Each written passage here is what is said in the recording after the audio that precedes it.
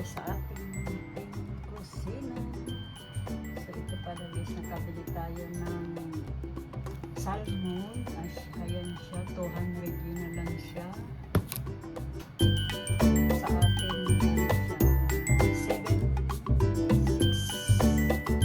76 pesos. Ito naman 175, 66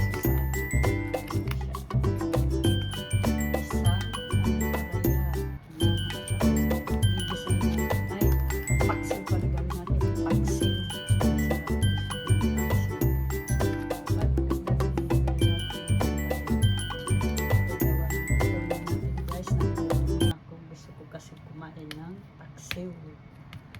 Na salmon. So ito guys, maglagay na tayo ng asin. Ibabad natin ito ang palaya para hindi masyadong mapait. Ayan, babad muna natin siya dyan. Hindi siyempre wala tayong ito yung garlic ang gagamitin natin, powder.